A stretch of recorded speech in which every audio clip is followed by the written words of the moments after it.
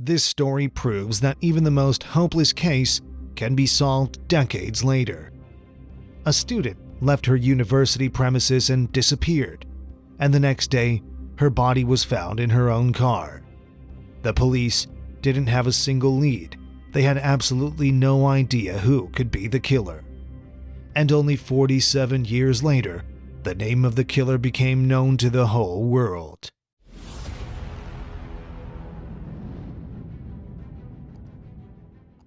The grim statistics say that many murders remain unsolved. When the police don't have any evidence, witnesses, or suspects, it becomes almost impossible to find the criminal.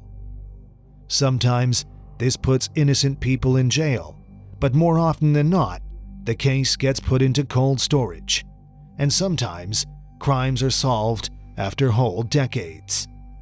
Of course, in this case, this will no longer help the victim, but the criminal can be properly punished.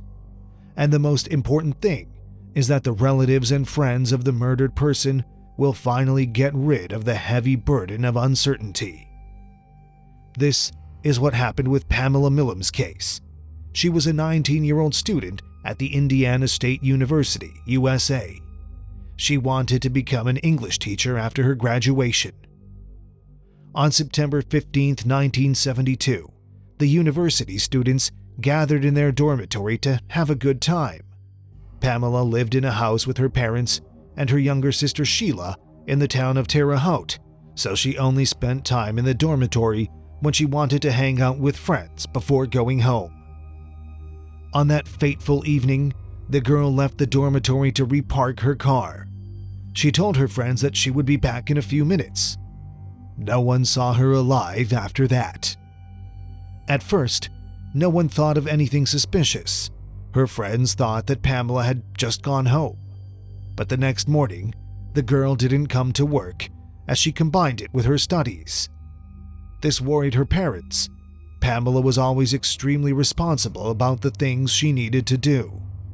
By this time, Pamela's friends also started to worry. They soon spotted her Pontiac Le Mans near the dormitory. It was parked just 1 block away from where she left it before arriving on campus. The students immediately noticed something weird. Pamela's glasses were on the dashboard, but the girl herself wasn't in the car. Everyone knew she had poor eyesight, and she couldn't go anywhere without her glasses. Her friends called her family's landline phone, and after a while, Pamela's father and their youngest daughter arrived at the parking lot. He took his spare keys with him, which was actually a mistake. Of course, we can understand a parent who is worried about his missing daughter, but when her car was found, it would have been best to call the police and not to try to look for the answers on your own. There was a high chance of ruining all the potential evidence that could help in the search for his daughter. However, he wasn't going to see Pamela alive anyway. After opening the trunk, the man saw the worst sight in his life.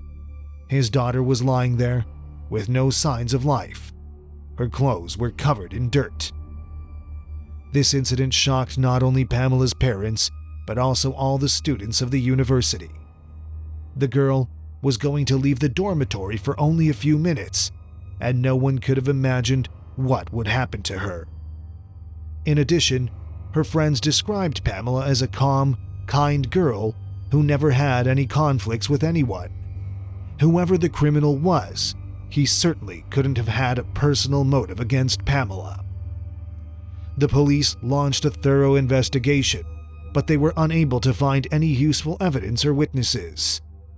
The lead detective insisted on collecting soil samples and other clues that covered the girl's body.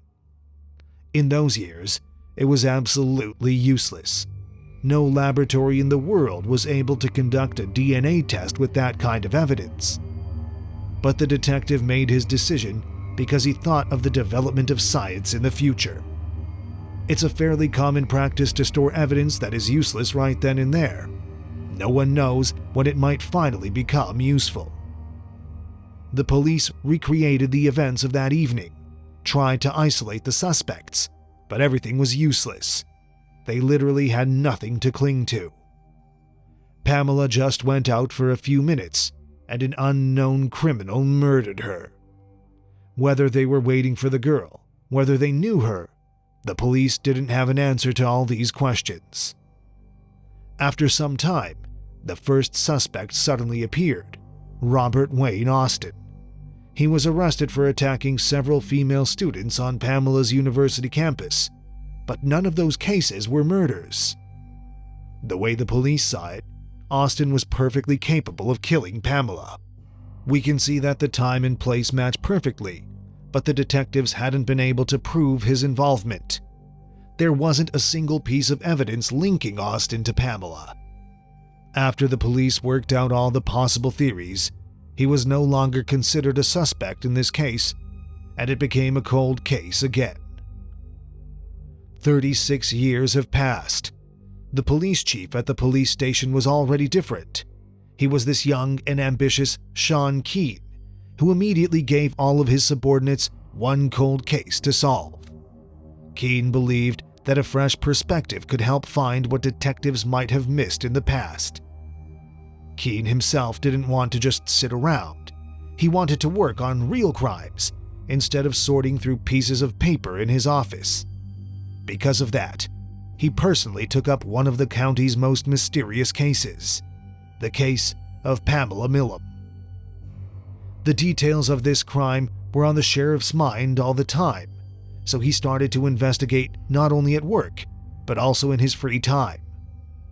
At the end of his working day, he took the documents to the car, drove home, and continued to study them. First, he tested DNA samples collected in 1972 and compared them with data from Robert Austin. No matches. This only confirmed that the man had nothing to do with this case, despite the suspicious coincidence of the time and place of his attacks on other female students. The investigation dragged on for 11 long years, but the police chief didn't want to give up. There was only one sample linked to Pamela left in the evidence folder. It would either help to solve the case, or the case would be closed forever. Keene made a difficult decision and sent it to one of the leading laboratories for the studying of DNA and the restoration of genetic trees. In 2019, the long-awaited breakthrough happened. The researchers were able to link the DNA from the sample with a distant cousin of its owner, and after that, several more relatives were selected. Keene interrogated them all. The policeman tried to find out who of the relatives might have lived in that area at the time or had problems with the law. He was looking for any clues that could lead him to the main suspect. Luck turned out to be on his side. With the help of the relatives, he quickly learned that Jeffrey Hand was the most troublesome person in the victim's family. Alas, the policeman could no longer interrogate the man. Hand died a long time ago, but it was possible to confirm or deny his involvement in the crime without the presence of the suspect. His DNA sample was enough. The detective ran the test and received the long-awaited confirmation. The samples matched. It took 47 years to get closer to solving this terrible mystery. But who is this Jeffrey Hand? At the time of the crime, he was only 23 years old. In Terre Haute, the guy was just commuting to work. He delivered audio cassettes and traveled to 2 states. He used to live in this town and was familiar with the university campus. He didn't raise any concerns or questions there. The young man was about the same age as hundreds of other students, so no one remembered him when the police was looking for Pamela's killer.